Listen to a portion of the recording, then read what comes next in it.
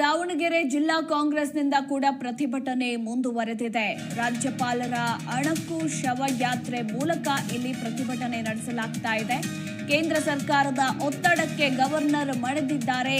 ರಾಜ್ಯಪಾಲರು ರಾಜೀನಾಮೆಯನ್ನ ನೀಡಬೇಕು ಅಂತ ದಾವಣಗೆರೆಯ ಜಿಲ್ಲಾ ಕಾಂಗ್ರೆಸ್ನಿಂದ ಒತ್ತಾಯವನ್ನ ಮಾಡಲಾಗಿದೆ. ಈ ಮೂಲಕ ಪ್ರತಿಭಟನೆಯನ್ನ ನಡೆಸುತ್ತಿದ್ದಾರೆ.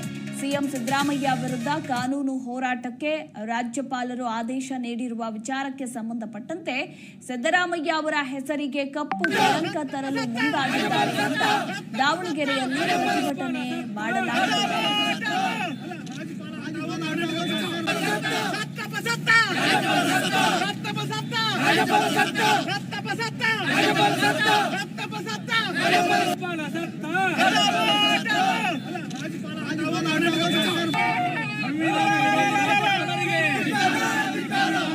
ರಾಜ್ಯಪಾಲರಿಗೆ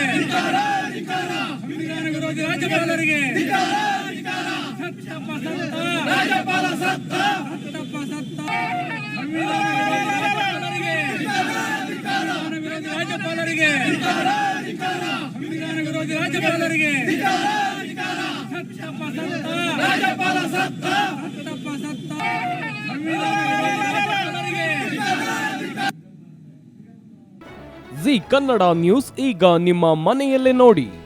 ಎಲ್ಲ ಕೇಬಲ್ಗಳಲ್ಲಿ ಈಗ ಲಭ್ಯ. Sun Direct 292, Jio TV 1334, U digital 162, city cable 51, GTPL 17, Abhishek cables 821, rock line telecommunication 51, Shri Basaveshwara number 60, Vinayaka digital number 53, in digital number 896ರಲ್ಲಿ ನಿಮ್ಮಿಸ್ತದ ಜಿ ಕನ್ನಡ ನ್ಯೂಸ್ ನೋಡಿ ಆನಂದಿಸಿ.